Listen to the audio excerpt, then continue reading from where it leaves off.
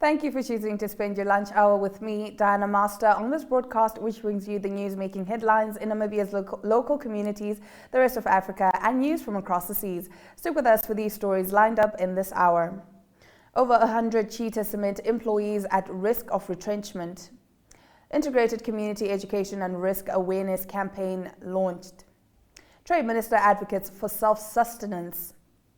Experts weigh in on insights of women in Namibia's workforce. Those are the headlines, and this is NMH at 1.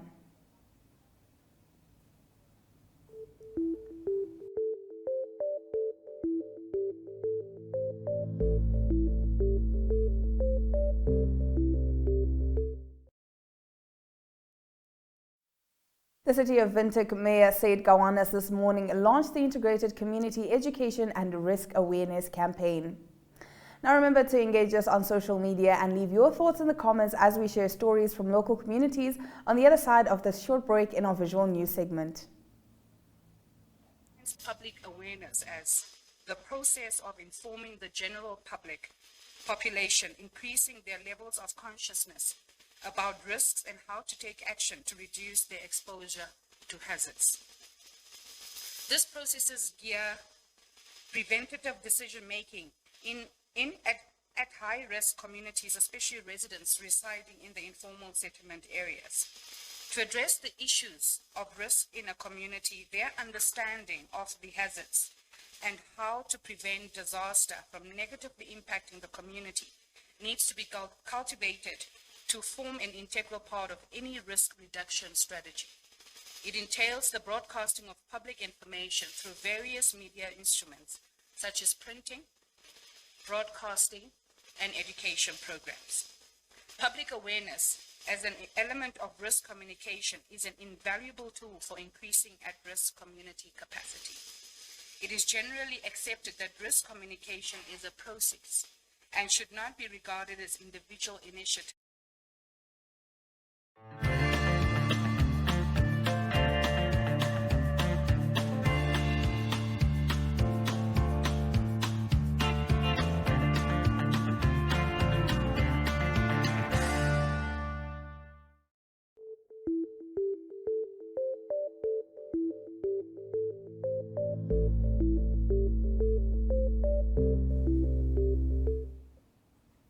And now let's get into today's visual news clips. Starting off, Minister of Trade and Industrialization Lucia Ipumbu emphasized that as a country we should move towards self-sustenance. She made these remarks at the NSI Testing Center official opening. Leandria Lowe was there. Let's take a look.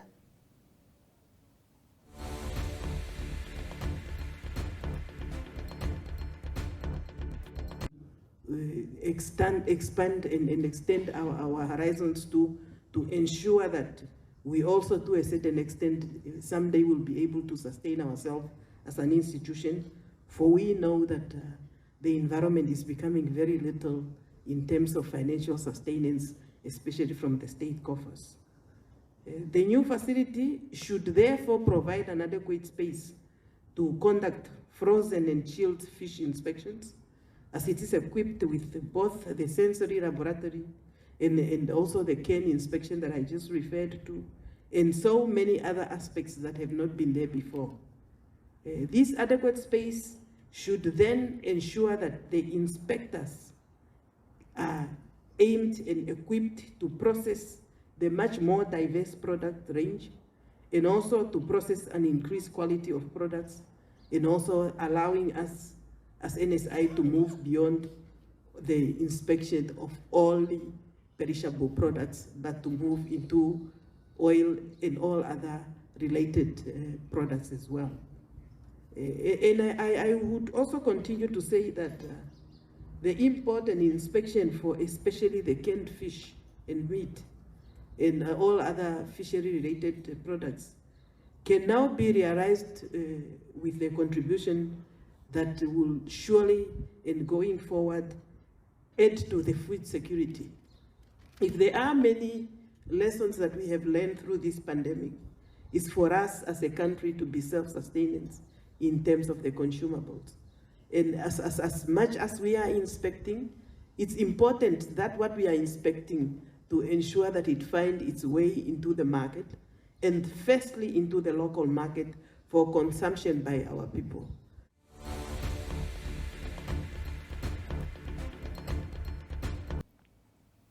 The Konrad Adenauer Foundation yesterday hosted a discussion with a panel of experts, including Namibia's Justice Minister Yvonne Dauseb.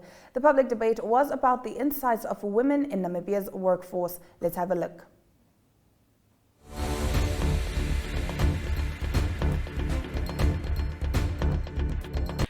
Ladies and gentlemen, according to Namibia's 2011 population and housing census, women make up to 51.6% of the population.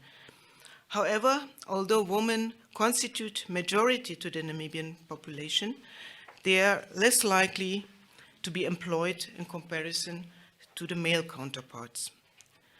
We chose the topic Women in Namibia's Workplace because we believe that in terms of gender, the opportunities in practice are still not equal. Whether or not the question of gender equality and the progression in questions of gender equality has stagnated is something that now keeps happening. I also know, before the National Assembly went on recess, one of the motions that were brought by a member of the opposition, and that was actively participated in by all members of the National Assembly, regardless of a political affiliation, was the question of the situation of women in politics and decision making. And it tells me, and also when I saw the topic, I thought, why are we all of a sudden, maybe not all of a sudden, but I think why are we increasingly having these conversations? Why is it something that we're thinking about a bit more in recent years? And I like the fact that, in your opening remarks, you make the point that statistics is one thing. You will also see from our interventions and the preparations, all of us are using similar data. We have access to the same sources. So much of the information is also quite repetitive. I think just in conclusion, we can all recognize, that the importance of educating our girls and in terms of skills development is a major priority across the board. It's one of the UN Sustainable Development Goals as well. But we can only hope to move forward and to achieve greater things in terms of women in the workforce. If we start recognizing our shortcomings, and then identifying them, recognizing them, taking ownership of them, and then collectively working together.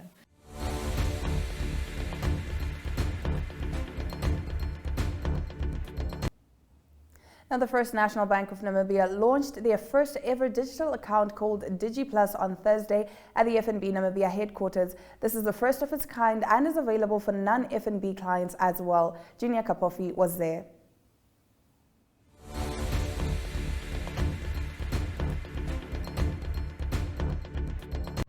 We are committed to help build a globally competitive Namibia with the understanding of all the societal and economic challenges that we face as a country.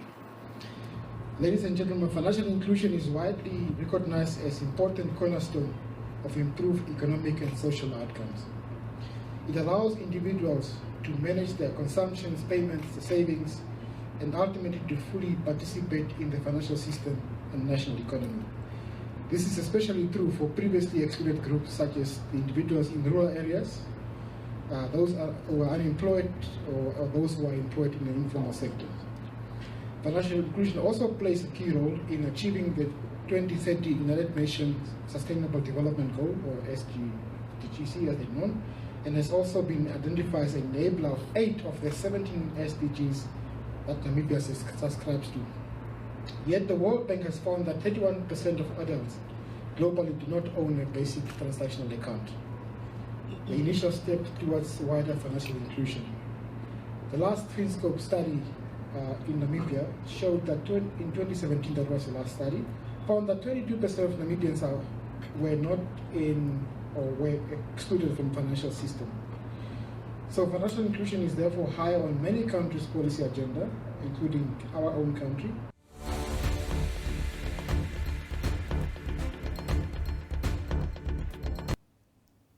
It's a Friday, and you know what that means. We have our in-house entertainment journalist, Michael Kayunde, to let us in on the events that you cannot miss this weekend. Let's take a look.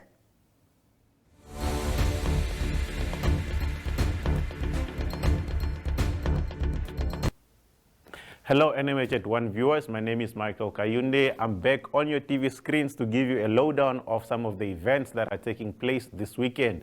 To start with, you can catch Chill Sessions, that is tonight at 1900 hours on Namibian Sun, so you can be updated on the music videos that are trending in Namibia this week. Moving along with our update, please note that the Ompata movie premiere is taking place tonight, also at 18:30. That is at Stekeneko Marua Mall. A Namibian movie is premiering at Stekeneko today. Please go out there and show the guys some love and support. And lastly, if you are in Swakopmund, you can catch, that is the South African comedian Pittman Helden Hayes at Atlantic Villa. Tickets are available at web tickets for 150 Namibian dollars.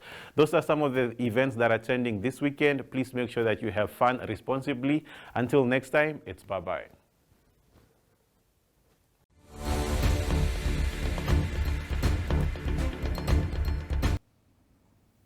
We're now going to take a quick ad break, and when we return, we'll take a look at the news headlining Namibia's daily newspapers. Stay with us.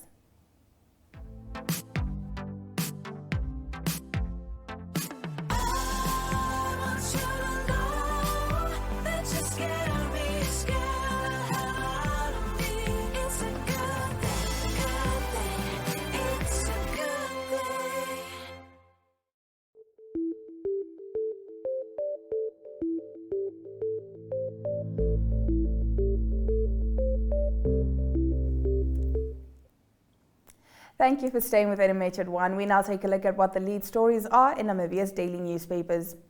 Starting off, Namibian Sun on its page 1 reports that former investment boss James Hatukulipi is not dealing well with the downward spiral his life has taken from being an international investment manager with over 100 billion Namibian dollars in assets under his control, as well as a personal net worth exceeding 100 million Namibian dollars, to scraping for legal fees as a trial awaiting prisoner.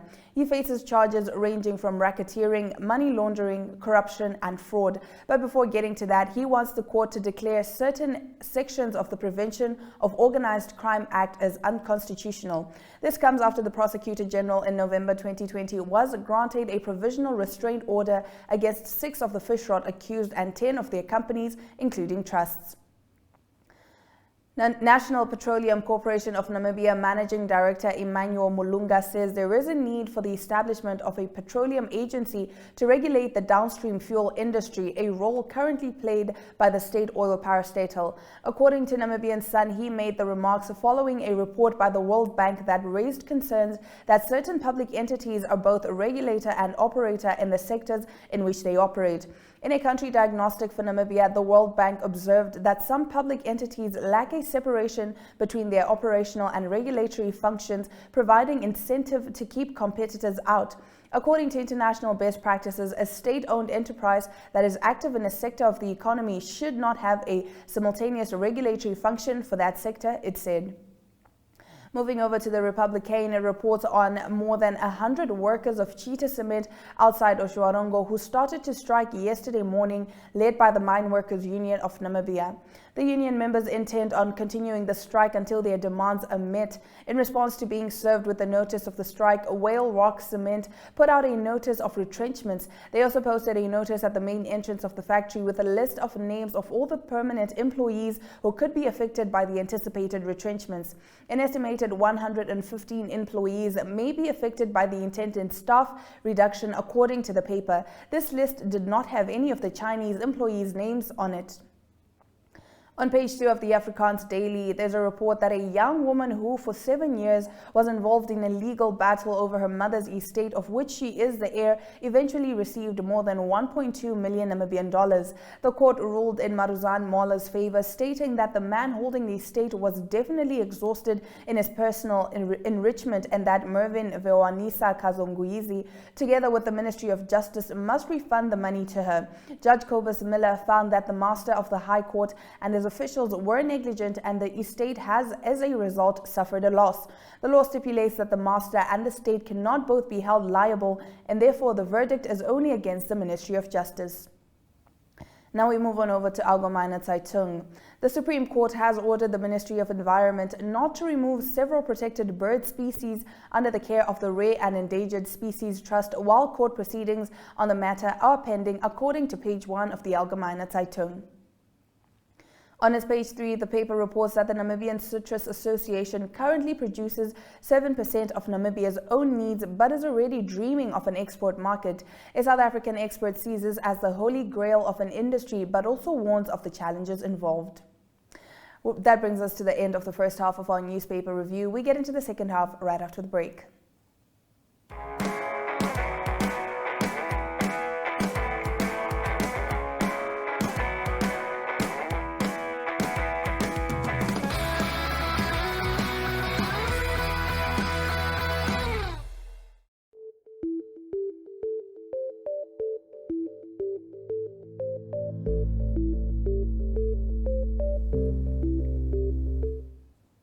The Namibian newspaper starts off the second half of our newspaper review.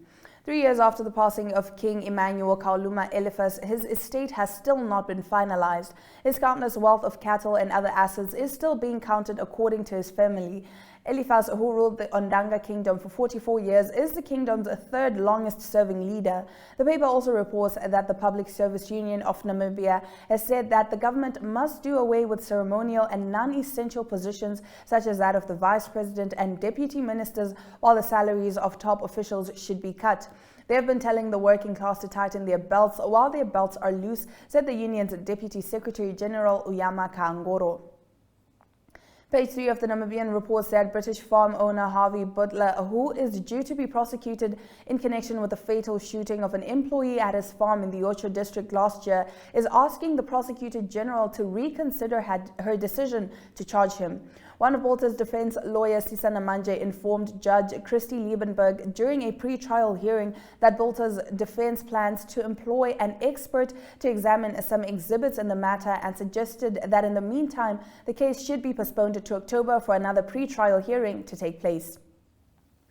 Now, New Era reports that relatively swift action by an array of government institutions has moved about 900 homeless people to Katutura Youth Complex and the Commersdal Stadium in 2020 following the outbreak of COVID-19. Inhabitants feel abandoned at the Commersdal Stadium. Last Sunday, one of the inhabitants at the stadium stabbed and killed another. Fights break out regularly and drug and alcohol abuse is rife. It seems none of the agencies involved in their placement at the stadium would take responsibility for their future well-being, as they fear what the end of COVID-19 restrictions means for them. New Era on its page 3 reports that Forex traders Michael Amushelelo and Gregory Kluter are asking the Department of Legal Aid in the Ministry of Justice to pay for senior counsel advocate to represent them in their upcoming fraud trial in the Windhoek High Court. Their lawyer Katila Amomo told the High Court Deputy Judge President Hosea Angula, who will preside over the trial, that the duo exhausted their funds with the bail application for Amushelelo. Now moving over to Market Watch. In economic news from the Market Watch supplement, a total of 227 building plans worth $398.2 million Namibian dollars were approved by the city of Windhoek in June 2022, according to IJG Securities. This includes 153 additions valued at $328.4 million Namibian dollars, 69 flats and houses worth $55 million Namibian dollars, and 5 commercial and industrial properties valued at $14.8 million Namibian dollars. The number of building plans approved during the month under review represents a significant 55.5% increase when compared to 146 building plans approved in May 2022. Now, Namibia is urged to follow South Africa and European countries by allowing individuals to enter the country freely in order to boost tourism. More on this and more stories from the world of economics coming right up after the break.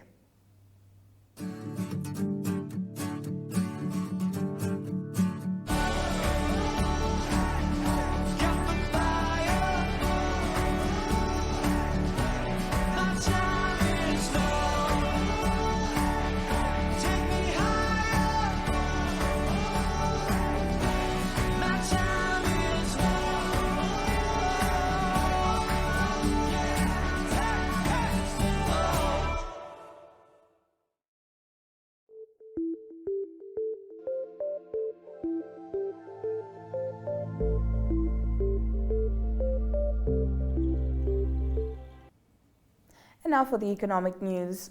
According to Simona's Storm, scraping the need for individuals to present vaccination certificates or negative PCR test results will boost the inflow of tourists and complement current marketing initiatives. Namibia recorded 2,816 new COVID cases in June 2022 compared to 7,714 in May 2022 and 34,368 in June 2021, citing the Hospitality Association of Namibia. Simona's Storm noted that a national occupancy rate of 32.1% was recorded during June 2022 compared to 39.4% in the prior month and 16.7% in June 2021.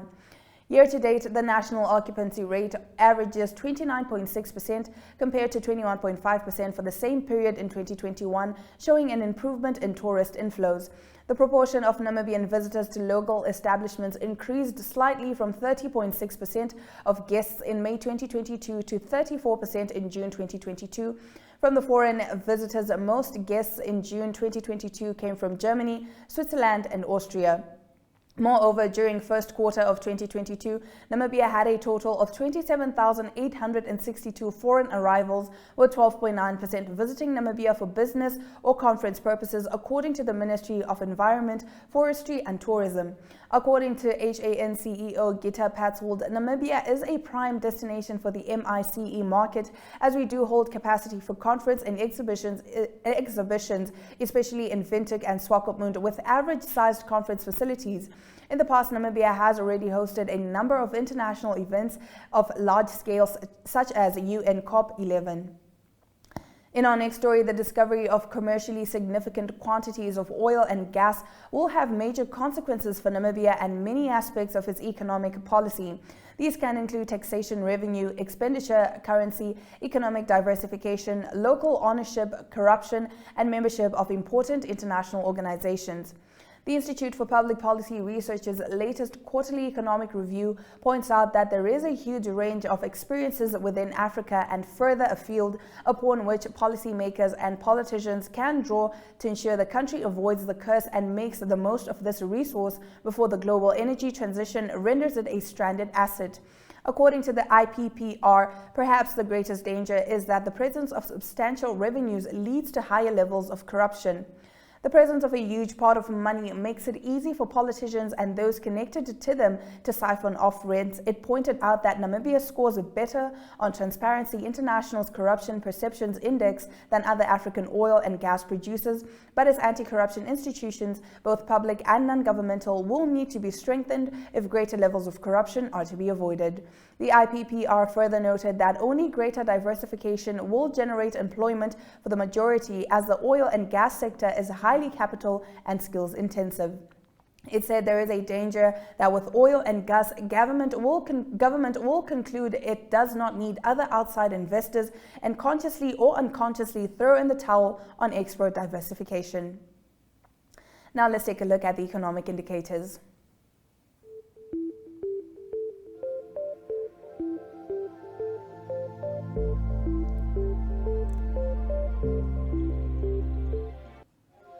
The Namibian dollar has dropped in value against the US dollar, but has increased in value against the euro and the British pound. Stock prices of First Run Namibia Limited have dropped, while MTC stocks saw increase in price on the NSX. Trustco Group Holdings stock prices are still on a downward spiral, now trading at 40 cents on the NSX. These major commodities have all decreased in price according to available data. Now, Nigeria is considering banning the use of motorcycles across the country. After the break, we'll find out why. These stories and more coming up on NMH at 1. Sport Wrap is a daily show focusing on all sport news and current affairs.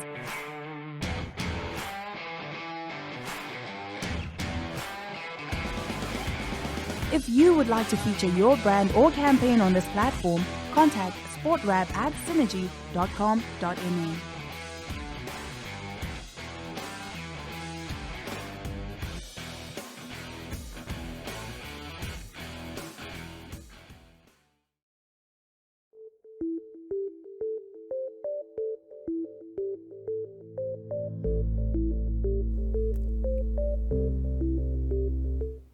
You're still watching NMH at 1. We now bring you news from Africa, and later on we'll extend to international news from the rest of the globe.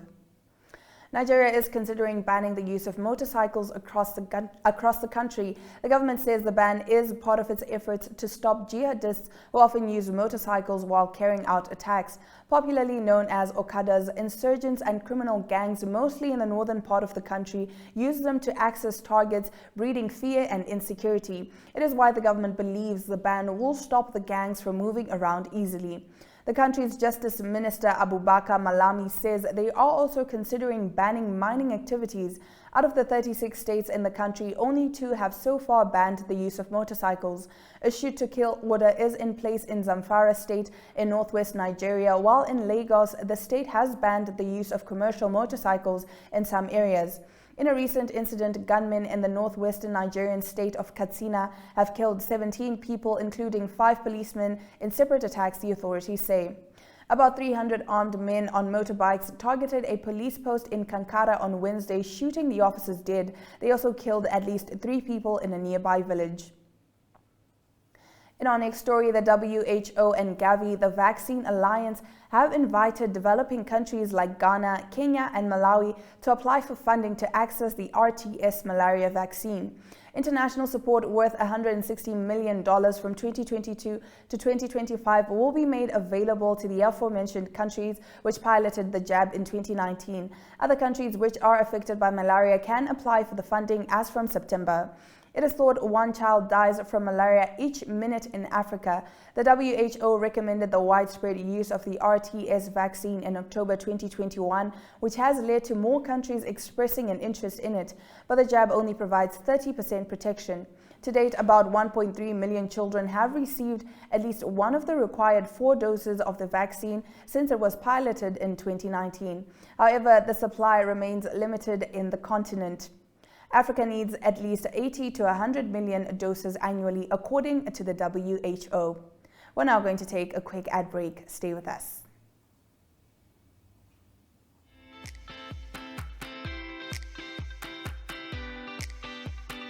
We are back again with another Generation episode Z of your reaches favorite show. scholars, varsity and the youth generation through Zone, Varsity and School News.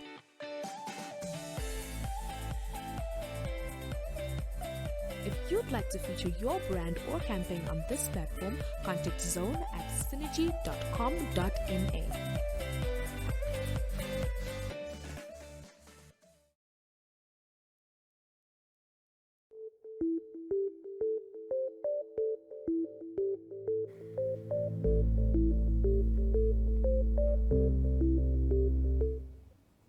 Now let's get into the international news. Security forces in Sri Lanka raided the main anti-government protest camp in the capital this morning, arresting protesters and dismantling tents.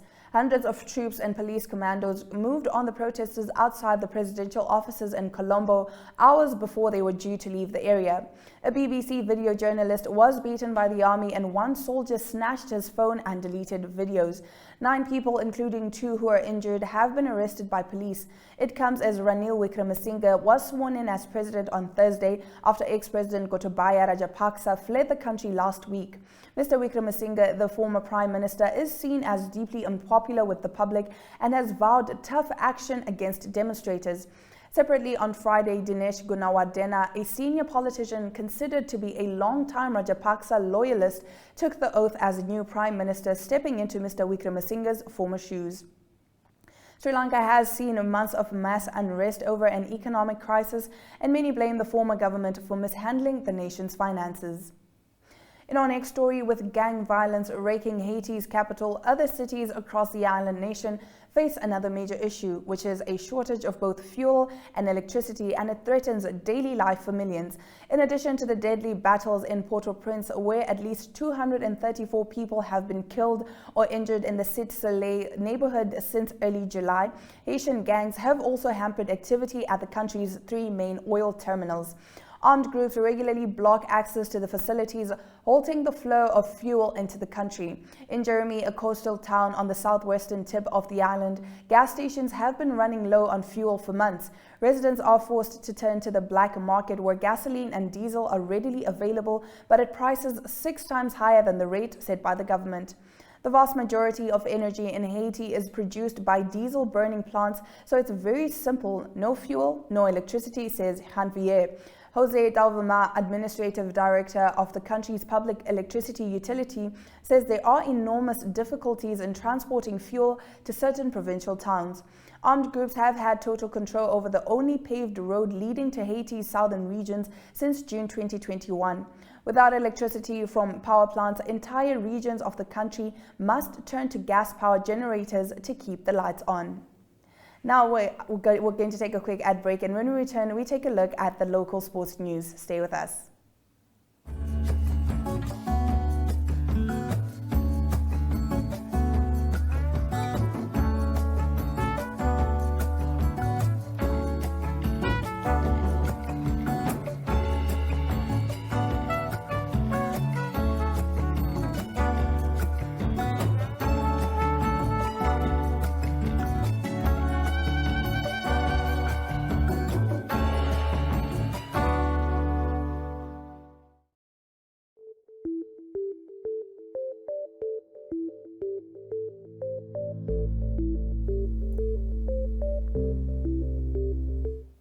Now let's get into our local sports news. Jochen Trout, who has extensive football experience, has been appointed as the new interim Secretary General of the Namibia Football Association with immediate effect, the FIFA Normalization Committee announced yesterday. As part of its mandate to normalize local football, the NC has embarked on a comprehensive recruitment process to appoint an interim SG on a fixed term of 12 months to support the committee to run the daily affairs of the football house, amongst other key deliverables. The position is specifically linked to the mandate of the NC, and according to a press statement, once a new executive committee is appointed, the latter will further appoint a new substantive leader for the administration and operations of the association. Staying with the FIFA Normalization Committee, yesterday it announced the appointment of Paula Shipanga as the head coach of the women's national team, the Brave Gladiators. Shipanga is tasked with preparing the team for the COSAFA Cup, taking place from 31 August to 11 September in Durban, South Africa. He said the squad has 4 to 5 weeks to prepare for the tournament. Shipanga holds CAF B and C licenses and has been head coach of various clubs over the years, having won the Namibia Premiership with Black Africa during the 2018-2019 football season. In our next story, Paratus Namibia has joined the popular Cycle Challenge for the next 3 years with a $260,000 Namibian sponsorship check that was handed over yesterday. The annual Cycle Challenge, supported by the Namibian, debuted in 2000 and this year marks the 23rd edition of the event. Proceeds from the event slated for October will go to the Windhoek Rotary Club as before. And Andrew Hall, Managing Director of Paratus Namibia and an avid cyclist himself, said, "Because I cycle myself, I am very excited that Paratus will be associated with the Cycle Challenge." We're now going to take a quick ad break, and when we return, we get into international sports news. Stay with us.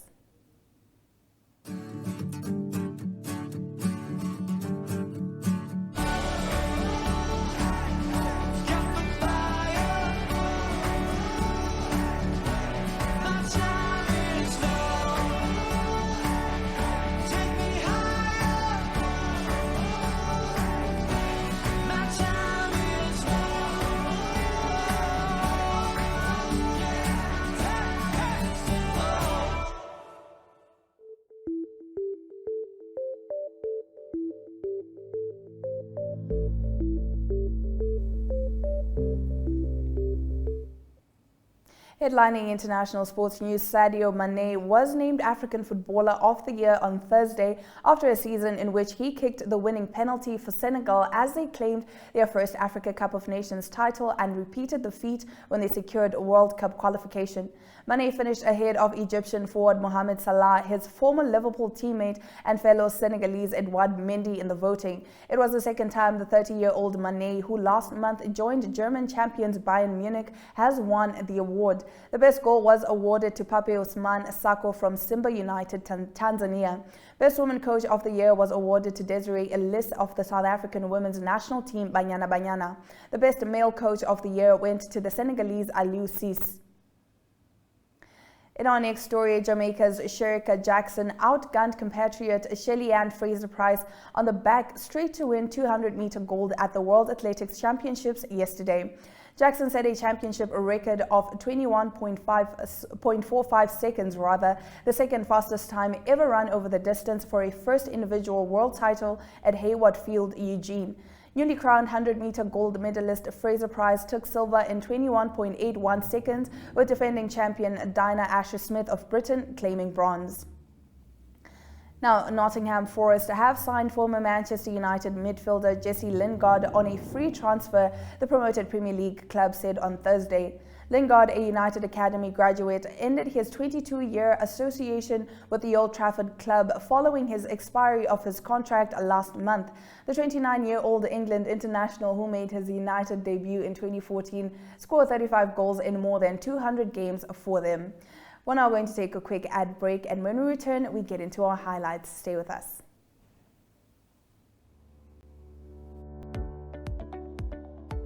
Tourismus Namibia is a weekly tourism show that brings you the latest news in the tourism industry and topics related to that.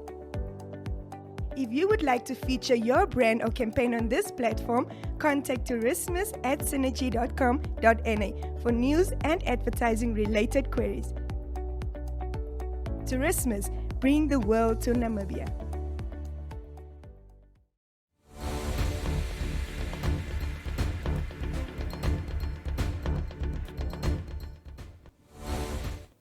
You're watching NMH at 1, and if you've just joined us, here are your news highlights. Security forces in Sri Lanka raided the main anti-government protest camp in the capital this morning, arresting protesters and dismantling tents. Nigeria is considering banning the use of motorcycles across the country as part of its efforts to stop jihadists who often use motorcycles while carrying out attacks.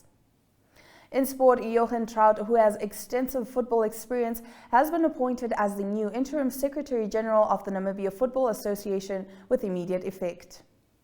Those have been your highlights. Thank you for staying with NMH at 1 and spending your lunch hour with me, Diana Master. Remember to tune in every weekday at 1 p.m. as we take you through the latest happenings in Namibia and beyond. That is it from us in studio, but stick around for your trip across Namibia in a recap of news from various parts of the country over the week. Have a splendid weekend.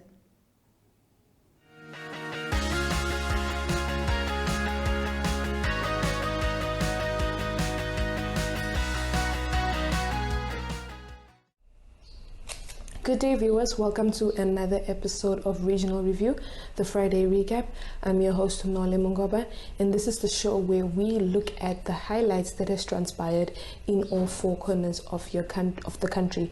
I'll be your host for today, and we are going to have a little discussion about what has transpired in the country the past week. So please stay tuned, do not touch that dial, and I will be right back.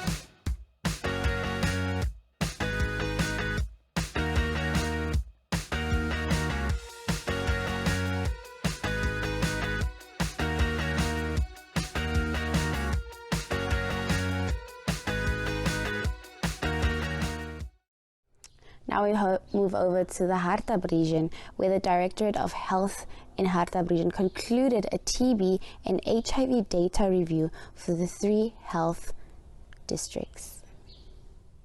1,800 people were screened during its recently concluded mass TB screening campaign, exceeding the target of 3,700, and diagnosed 80 new TB cases and 12 new HIV positive cases, and administered 141 COVID-19 doses of the COVID-19 vaccines. At the same gathering, Mariental District was awarded as the best performing district for achieving 90% treatment success rate, new and relapse, with 91% treatment success rate for bacteriological confirmed cases, while Reboth District came second. Delivering a message on behalf of the Director of Health, the Head of Special Programs in the region, Rebecca Amunyela, thanked the national and regional teams, Governor's Office, as well as the Harthab Regional Governor for supporting the screening campaign. The Harthab community is urged to encourage people on TB and HIV treatment to continue their medication, and for the community to use all precautionary measures to prevent TB and HIV infections. And for our second news segment, the Kavango East Governor Bonifacius Wukudumo shared his sentiments on the lack of proper sports infrastructure in the Kavango regions. Our regional correspondent of the Kavango East and West, Kenya Kambowe, brings us this story. Please watch this video for more information.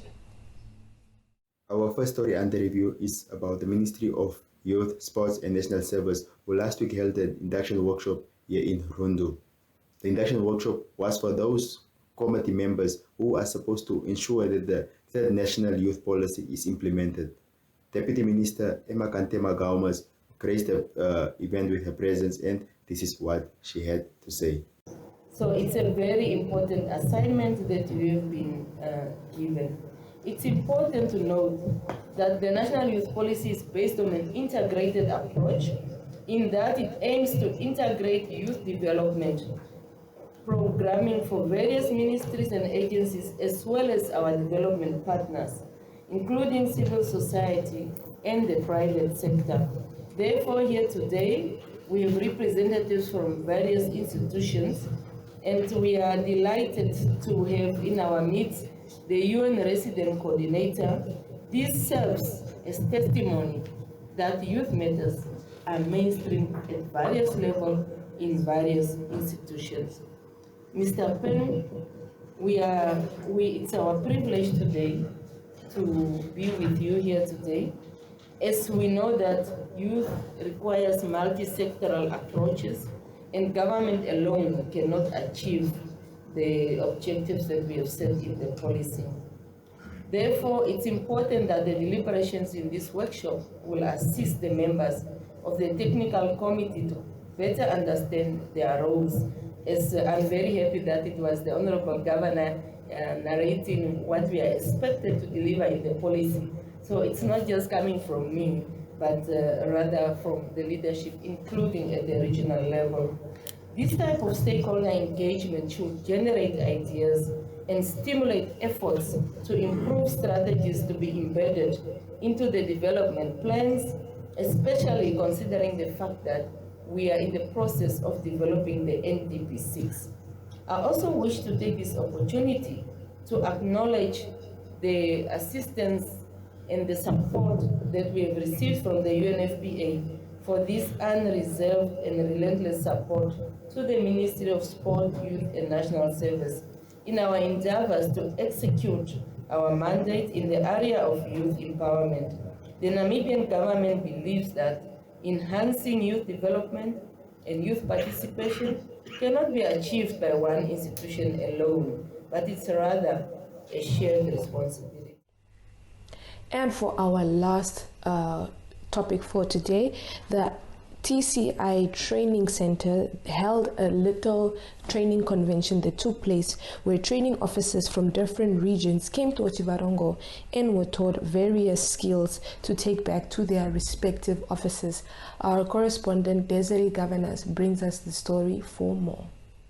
Segment, we did have the TCE training that did take place at the Out of Africa Lodge located right here in Chiwarongo, where they basically were training field officers from about the 4 districts in the Ototonjupa region with the hopes of teaching them and equipping them with skills that they can take back to their respective stations. We also did have an interview with one of the hosts of this training as well, and he will tell us a bit more about what this training is about and why they decided to have this training later on in the interview segment. I'll just stay tuned for a few snippets. I'm Tadius. I'm from DOF, Directorate of Forestry, Minister of Environment, Forest and Tourism. Basically, I'm a senior forester. My job or daily working description of my routine daily work includes implementations of forestry programming activities. Now, in this case, we are more on compliance. We are putting our effort on compliance.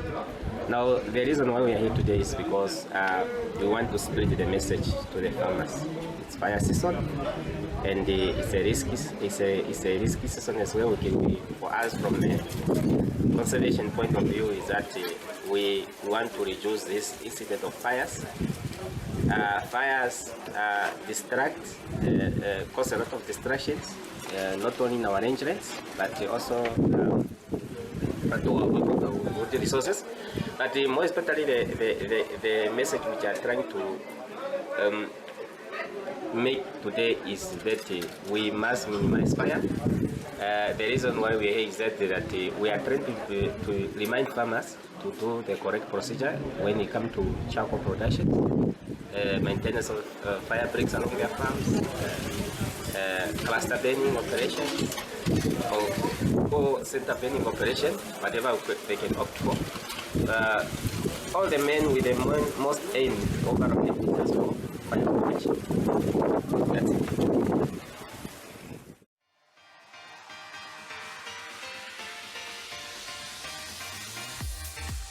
Flex is your health and fitness show that focuses on the health of the mind, body, and spirit.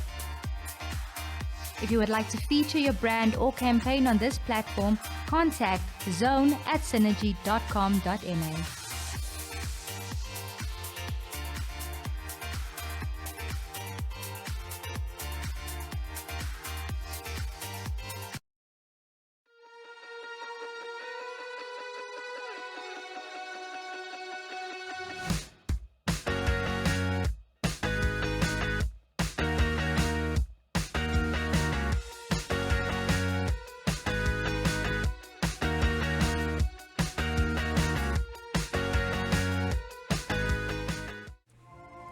Taking a look at the weather from the north to the south, Ongwediva remains sunny and hot with temps in the mid-30s. Rundu is sunny and pleasant with a 27-degree daytime temp forecast for the rest of this week. Pleasant days and brilliant sunshine are forecast for Chiwarongo with patchy clouds that can be expected on Monday. Mariental is sunny and mild with daytime temps in the high 20s. And finally, Karasburg is sunny and warm with patchy clouds expected tomorrow, but that will clear by Sunday.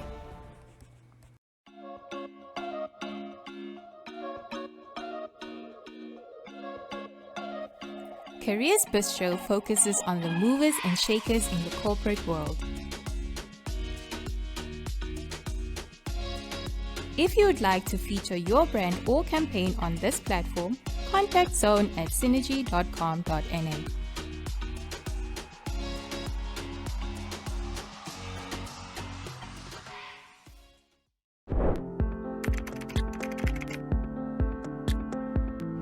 We can prevent violence against women before it happens. It means tackling the root causes of violence, working with men and boys to end power over women, which is often normalized and justified.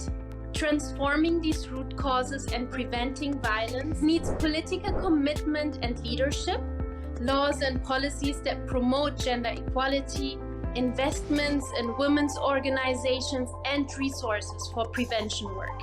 But prevention also starts with you. You can start by educating yourself. Speak out when you get a chance, advocate for survivors' rights, and always listen to survivors. Preventing violence against women and girls before it actually happens is the most effective way of ending it. So let's start now.